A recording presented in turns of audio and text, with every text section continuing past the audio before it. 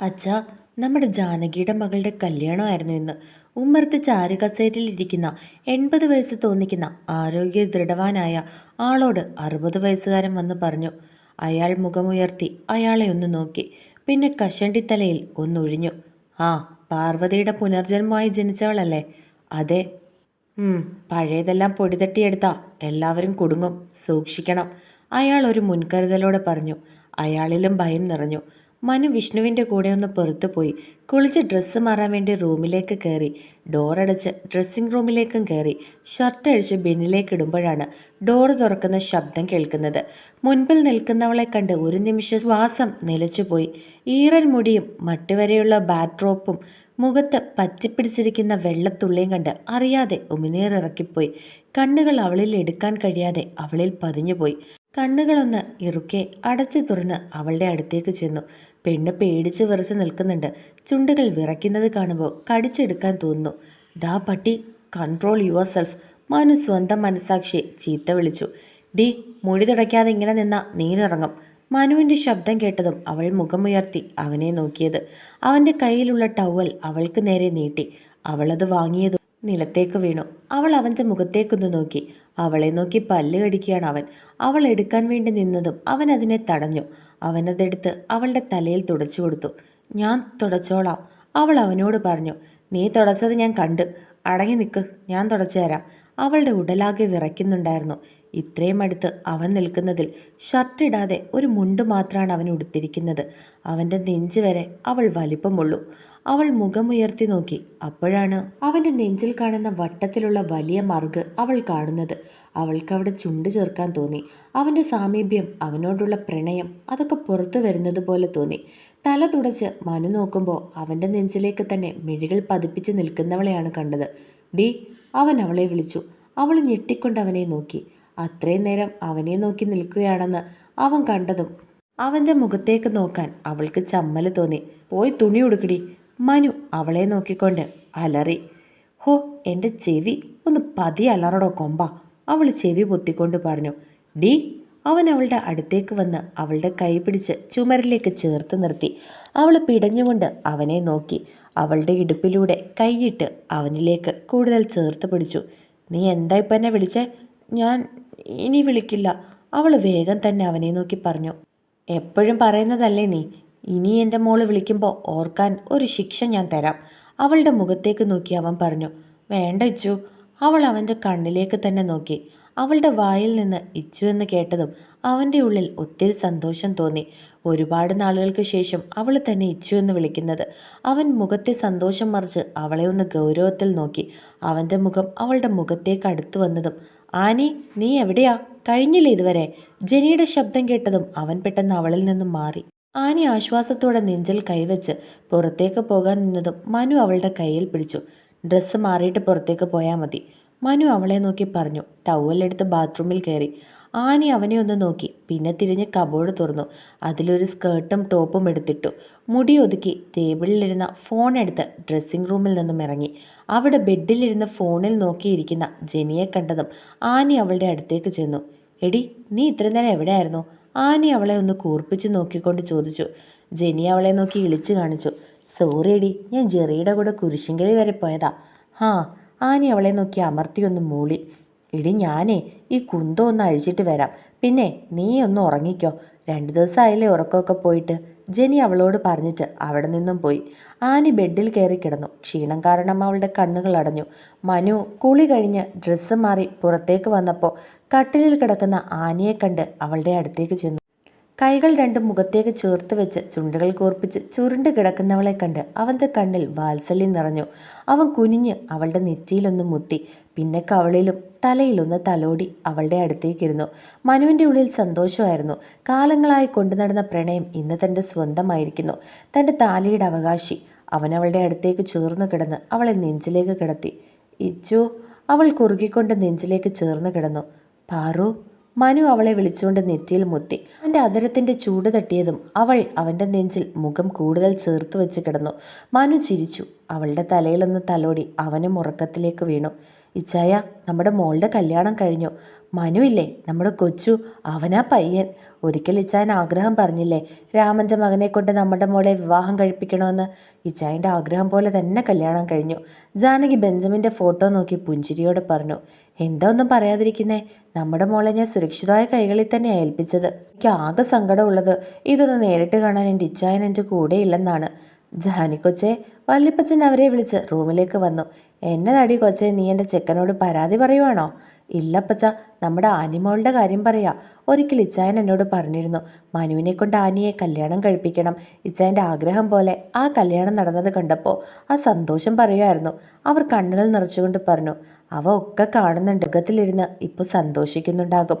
അയാളും തൻ്റെ കണ്ണുകൾ തുടച്ചുകൊണ്ട് അവളോട് പറഞ്ഞു. ആനി കണ്ണുകൾ ചിമ്മി തുറന്നു. ചുറ്റും നോക്കിയപ്പോൾ ഇരുട്ടായിട്ടുണ്ട്. അവൾ വേഗം ചാടി എഴുന്നേറ്റു. ബാത്റൂമിൽ പോയി മുഖം കഴുകി താഴേക്ക് ഇറങ്ങി. ആനി താഴെ ഇറങ്ങി ചെല്ലുമ്പോൾ എല്ലാവരും ഹാളിലിരിക്കുന്നുണ്ട്. ആഹാ, മോൾ എഴുന്നേറ്റോ? ഞാൻ വന്ന് നോക്കിയപ്പോൾ നല്ല ഉറക്കമായിരുന്നു, അതുകൊണ്ട് ഞാൻ വിളിച്ചില്ല. ലച്ചുമ്മ അവളെ ചേർത്ത് പിടിച്ചുകൊണ്ട് പറഞ്ഞു. സോറി ലച്ചുമ്മ, ഞാൻ ഉറങ്ങിപ്പോയി. അതിനെന്താ, സാരമില്ല, മോളിരിക്ക്, അമ്മ ചായ എടുത്തു തരാം. അതിനു മുന്നേ മോൾ അമ്മയുടെ കൂടെ ഒന്ന് വാ. അവൾ ചിരിയോടെ അവരുടെ കൂടെ നടന്നു.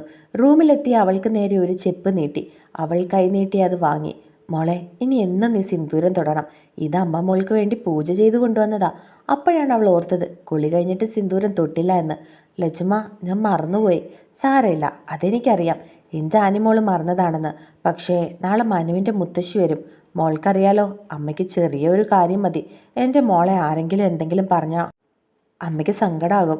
അതുകൊണ്ട് ഇനി അമ്മയുടെ മോള് മറക്കരുത്. അതിനാ അമ്മ ഇത് തന്നത്. ഇല്ല ലച്ചൂട്ടാ, ഇനി ഞാൻ ഒരിക്കലും മറക്കില്ല. അവൾ അവരെ കെട്ടിപ്പിടിച്ച് കവളിൽ ഉമ്മ വെച്ചുകൊണ്ട് പറഞ്ഞു. അവരും അവളെ ചേർത്ത് പിടിച്ച് നെറ്റിയിൽ ചുംബിച്ചു. രാത്രിയിൽ ഫുഡ് കഴിച്ച ആനിയെ വൈശുവും ദിവ്യയും ജെനിയും ചേർന്ന് ഒരുക്കാൻ കൊണ്ടുപോയി. അതെ, ഇതൊക്കെ വേണോ? ആനി അവരെ നോക്കി ചോദിച്ചു. വേണം വേണം, ഇതൊക്കെ ലൈഫിൽ ഒരിക്കലല്ലേ നടക്കൂ. അതുകൊണ്ട് എല്ലാം എക്സ്പീരിയൻസ് ചെയ്യുന്നത് നല്ലതാ, അല്ലേ ഏട്ടത്തിമാരെ? അതെ അതെ, ദിവ്യയും വൈശുവും ഒരേ ഇണത്തി പറഞ്ഞു. ആ, എനിക്ക് ചൂടെടുത്തിട്ട് വയ്യ, ആനി അവരെ നോക്കി പറഞ്ഞു. അതൊക്കെ ഇപ്പം ശരിയാകും. ഈ മുല്ലപ്പൂ കൂടി വെച്ചാൽ റെഡിയായി. ദിവ്യ അവളുടെ തലയിൽ പൂവ് വെച്ച് കൊടുത്തുകൊണ്ട് പറഞ്ഞു. അപ്പോഴേക്കും ലച്ചുമ്മ പാൽ ഗ്ലാസുമായി വന്നു. മതി ഒരുക്കിയത്, മോളെ റൂമിലാക്കിയിട്ട് നിങ്ങൾ പോയി കിടക്കാൻ നോക്ക്. ശരി ചെറിയമ്മേ, അവർ പറഞ്ഞ് ആനിയും കൂട്ടി അവർ മനുവിൻ്റെ റൂമിലേക്ക് പോയി. അവളെ റൂമിലേക്ക് ആക്കാൻ നേരം ആനി ജെനിയെ വിളിച്ചു. എന്താടി? എടി, ഞാനിന്ന് നിൻ്റെ കൂടെ കിടക്കാം. പാ, ഞാൻ അത്രക്കാരി നെഹി. നെഹി എന്ന് പറഞ്ഞ നെഹി, ജെനി അവളോട് പറഞ്ഞു. അവിടെ നിന്ന് പോയി. ഇവളിത് എന്ത് തേങ്ങയായി പറയുന്നേ? അതും ചിന്തിച്ച് അവൾ മുൻപിലേക്ക് നടന്നതും എന്തിലോ ചെന്ന് മുട്ടി. മുഖമുയർത്തി നോക്കിയതും മുൻപിൽ നിൽക്കുന്ന മനുവിനെ കണ്ട് അവളൊന്ന് ചിരിച്ചു കാണിച്ചു. നീ എന്താ ഫാൻസി ഷോയ്ക്ക് പോകുന്നുണ്ടോ? മനു അവളെ ഒഴിഞ്ഞു നോക്കിക്കൊണ്ട് ചോദിച്ചു.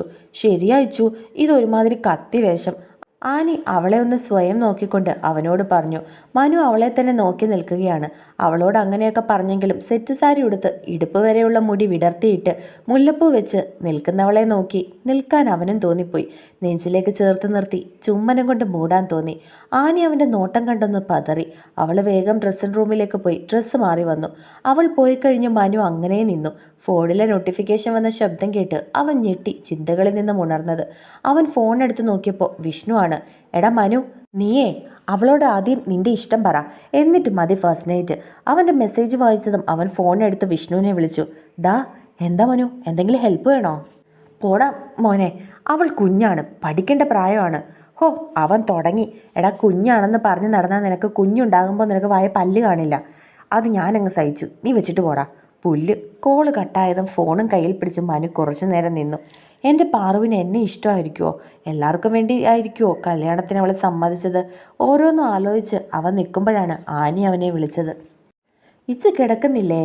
അവൾ അവനെ നോക്കി മുടി കെട്ടിക്കൊണ്ട് ചോദിച്ചു. അവൻ അവളെ കണ്ട് ഞെട്ടി. ഒരു പൂമ്പാറ്റയുടെ കോസ്റ്റ്യൂം എന്ന് തന്നെ പറയാം. അതുപോലെ ഒരു ഡ്രസ്സിട്ട് മുടി ഉച്ചയിൽ കെട്ടി പിന്നിൽ തൂങ്ങിയിട്ടുള്ള ക്യാപ്പും അതും തലയിൽ ഇട്ടിട്ടുണ്ട്.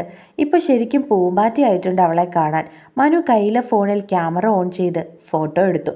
പിന്നെ ഫോൺ മാറ്റി വെച്ച് ബെഡിലേക്കിരുന്നു. ഇച്ചു, ആ എന്താ, കിടക്കുന്നില്ലേ? ആ, ഞാൻ കിടന്നോളാം, നീ കിടന്നോ. അവൻ അവളെ നോക്കി പറഞ്ഞു. അത് കേൾക്കേണ്ട താമസം ചാടിക്കേറി ബെഡിൽ കിടന്ന് പുതപ്പും വലിച്ചിട്ട് അവൾ കിടന്നു. മനുവാണെങ്കിൽ ഇപ്പോൾ എന്താ ഉണ്ടായേ എന്ന ലെവലിൽ അവളെ ഒന്ന് നോക്കി. പിന്നെ എൻ്റെ പാറു ഇങ്ങനെയാണെന്നുള്ളത് അവൻ അറിയാവുന്നത് കൊണ്ട് തന്നെ കൂടുതൽ ഇരുന്ന് ചിന്തിക്കാതെ ലൈറ്റ് ഓഫ് ചെയ്ത് അവനും അവളുടെ കൂടെ കിടന്നു. രാവിലെ അലാറം അടിക്കുന്ന ശബ്ദം കേട്ടാണ് മനു ഉണർന്നത്. നോക്കുമ്പോൾ 5 മണിയാകുന്നതേ ഉള്ളൂ. ഇതെവിടുന്ന ഈ അലാറം എന്ന് നോക്കാൻ വേണ്ടി എഴുന്നേൽക്കാൻ നിൽക്കുമ്പോഴാണ് അവനൊരു കാര്യം ശ്രദ്ധിച്ചത്. ആനിയുടെ പകുതി ശരീരം മുഴുവനും അവന്റെ മേലെയാണ്. അവൻ ചിരിച്ചുകൊണ്ട് അവളെ പിടിച്ച് മാറ്റാൻ നോക്കിയതും അവൾ കഴുത്തിൽ മുഖം ചേർത്ത് ഒന്നും കൂടി ചേർന്ന് കിടന്നു. ഈ പെണ്ണ് ഉറക്കത്തിലായതുകൊണ്ടാ ഇങ്ങനെ, ഇല്ലെങ്കിൽ താൻ എന്തിനാടോ എന്നെ കെട്ടിപ്പിടിച്ച് കിടക്കുന്നതെന്നും പറഞ്ഞ് ഇപ്പം അലമ്പ് കാണിച്ചേനെ. മനു ചിരിയോടെ അത് ഓർത്തു. എപ്പോഴും അവൻ്റെ കണ്ണുകൾ വീണ്ടും അടഞ്ഞുപോയി. ഉറക്കത്തിലേക്ക് അവനും വീണു. വെളിച്ചം കണ്ണിലടിച്ചതും ആനി കണ്ണുകൾ ചിമ്മി തുറന്ന് എഴുന്നേറ്റു. ഒന്ന് മൂരി നിവർന്ന് ക്ലോക്കിലേക്ക് നോക്കിയപ്പോൾ കണ്ടത് 7 മണി. അയ്യോ! അവൾ ഞെട്ടി നെഞ്ചിൽ കൈവച്ചു. അപ്പോഴാണ് മനു ബാത്റൂമിൻ്റെ ഡോർ തുറന്ന് പുറത്തേക്ക് വന്നത്.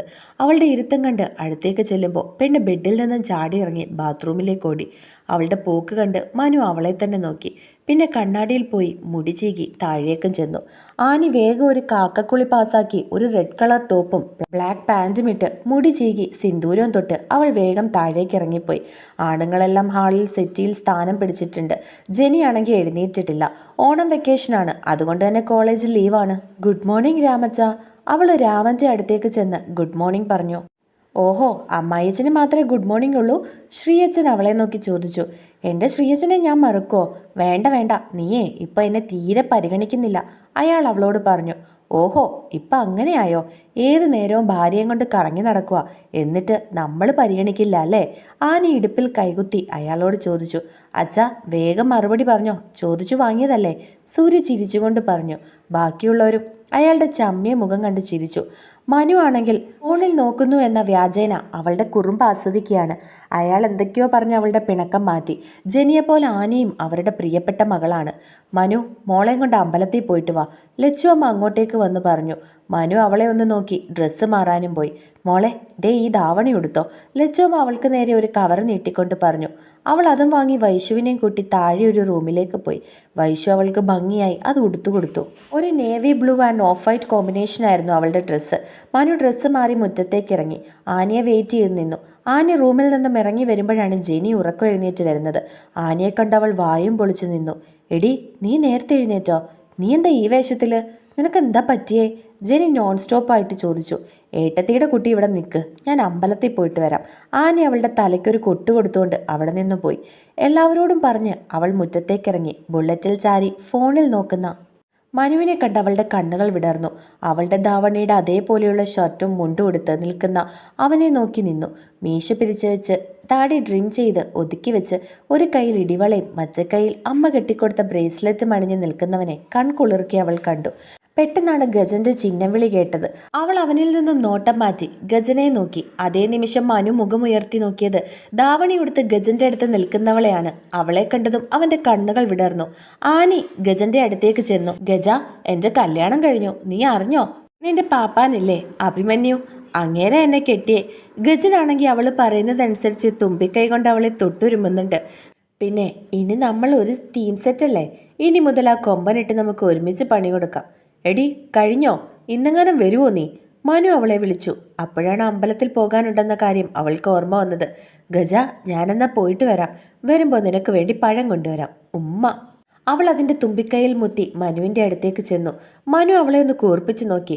ആ നോട്ടത്തിൽ ഒരു കുശുമ്പില്ലേ? ഗജന് കിട്ടിയ ഉമ്മ ചെക്കന് കിട്ടിയില്ല എന്നതുപോലെ. ഉണ്ടെന്നേ, അവളുടെ കാര്യത്തിൽ ചെക്കന് പണ്ടേ കുശുമ്പാണ്. മനു അവൾ വരുന്നത് കണ്ടതും ബുള്ളറ്റിലേക്ക് കയറി സ്റ്റാർട്ട് ചെയ്തു. അവൾ അവനെ ഒന്ന് നോക്കി പുറകിൽ കയറിയിരുന്നു. അവൻ്റെ ഷോൾഡറിൽ പിടിച്ചിരുന്നു. മനുവിൻ്റെ ബുള്ളറ്റ് ഗേറ്റ് കടന്നുപോയി. അതേസമയം ഒരു പഴയ അംബാസിഡർ കാറ് മുറ്റത്ത് വന്ന് നിന്നു. അതിൽ നിന്നും ഒരു 70 വയസ്സോളം പ്രായം തോന്നിക്കുന്ന ഒരു സ്ത്രീ ഇറങ്ങി. മുഖത്തെ ഐശ്വര്യവും തേജസ്സും കണ്ടാൽ പ്രായം തോന്നിക്കില്ല. അവരെ കണ്ടതും എല്ലാവരും ബഹുമാനത്തോടെ ചുറ്റിനും ചെന്ന് നിന്നു. എവിടെ രാമ, മനുവും അവൻ്റെ പെണ്ണും? അവർ ഹാളിലെ സെറ്റിയിൽ ഇരുന്നുകൊണ്ട് ചോദിച്ചു. അവർ അമ്പലത്തിലേക്ക് പോയി അമ്മേ, അയാൾ പറഞ്ഞു. അവരൊന്ന് മൂളി. അമ്മയ്ക്ക് കുടിക്കാൻ ചായ എടുക്കട്ടെ? ലത വന്ന് അവരോട് ചോദിച്ചു. വേണ്ട, അവർ ഒറ്റ വാക്കിൽ മറുപടി പറഞ്ഞു. അമ്പലത്തിലെത്തി മനുവും ആനയും ഒരുമിച്ച് നിന്ന് തൊഴുതു. കണ്ണുകൾ അടച്ചു നിൽക്കുമ്പോൾ രണ്ടുപേരുടെയും ഉള്ളിൽ അവരുടെ പ്രണയം അവർക്ക് സ്വന്തമായതിന് ദൈവത്തോട് നന്ദി പറയുകയായിരുന്നു. പൂജാരിയുടെ വിളിയിലാണ് രണ്ടുപേരും കണ്ണുകൾ തുറന്നത്. പ്രസാദം വാങ്ങി ചന്ദനം നെറ്റിയിൽ തൊടാൻ വേണ്ടി തിരിഞ്ഞതും മനു അവളുടെ നെറ്റിയിൽ തൊട്ടുകൊടുത്തു. അവളുടെ കയ്യിലുള്ളത് അവന്റെ നെറ്റിയിലും വരഞ്ഞു. ആനി എന്തെങ്കിലും പറയും മുൻപേ അവൻ മുൻപിലേക്ക് നടന്നു. പുറകെ അവളും പോയി. പുറത്തിറങ്ങി ചെരുപ്പിട്ട് പോകുമ്പോഴാണ് അമ്പലക്കുളത്തിൽ വെള്ളാമ്പലുകൾക്കിടയിൽ നീലാമ്പൽ വിരിഞ്ഞു നിൽക്കുന്നത് കണ്ടത്. അവളുടെ കണ്ണുകൾ വിടർന്നു. അവൾ കുളത്തിന്റെ പടവിലേക്ക് ഓടി. മനു തിരിഞ്ഞു നോക്കിയപ്പോഴുണ്ട് അവൾ ഓടിപ്പോകുന്നത് കണ്ടത്. അവനും അവൾക്ക് പിറകെ നടന്നു. കുളപ്പടവിൽ ആമ്പൽ നോക്കി നിൽക്കുകയാണ് അവൾ. ഡി, എന്തിനാ നീ ഓടിയേ?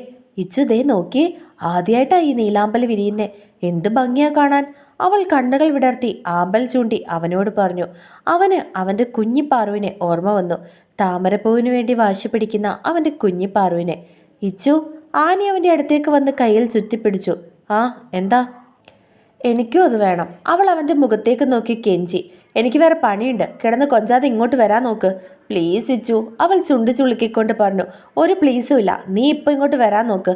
അവൻ അവളുടെ കയ്യിൽ പിടിച്ച് പടവുകൾ കയറി. എൻ്റെ കൈ, എനിക്ക് വേദനിക്കുന്നു. ആനി കൈ അവനിൽ നിന്നും വേർപ്പെടുത്തിക്കൊണ്ട് പറഞ്ഞു. നന്നായി, വന്ന് കയറ്.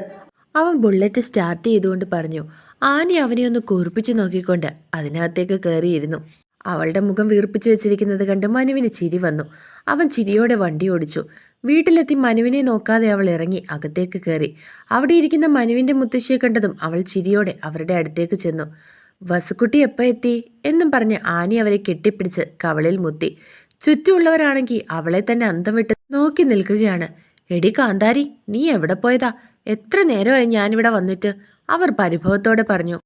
എൻ്റെ വസ് പിണങ്ങല്ലേ, ഞാനേ അമ്പലത്തിൽ വരെ പോയതാ. ആ, എന്നാലും എന്നെ കല്യാണം വിളിച്ചില്ല. ഞാൻ പോലും എൻ്റെ കല്യാണം നടന്നത് അറിഞ്ഞില്ല. ഒക്കെ പെട്ടെന്നായിരുന്നു. പിന്നെ പാവം വസുവിൻ്റെ കൊച്ചുമോൻ പുരനിറഞ്ഞ് നിൽക്കുന്നത് കണ്ടപ്പോൾ ഒരു ജീവിതം കൊടുക്കാമെന്ന് ഞാനങ്ങ് വിചാരിച്ചു. അവൾ അവരോട് കുറുമ്പോടെ പറഞ്ഞു. ഡേ, കഴിഞ്ഞോ നിന്റെ കത്തിയടി? മനു അടുത്തേക്ക് വന്ന് കലിപ്പിൽ ചോദിച്ചു. മനുവിനെ കണ്ടതും അവൾ ഇളിച്ചു കാണിച്ച് മുത്തശ്ശിയെ നോക്കി. അവർ ചിരി കടിച്ചു പിടിച്ച് നിൽക്കുകയാണ്. ബാക്കി എല്ലാവർക്കും ഇപ്പോഴാണ് ശ്വാസം നേരെ വീണത്. കാരണം ആനിയെ കൊണ്ട് കല്യാണം കഴിപ്പിച്ചത് അമ്മയ്ക്ക് ഇഷ്ടമാകുമോ എന്നുള്ള പേടിയുണ്ടായിരുന്നു.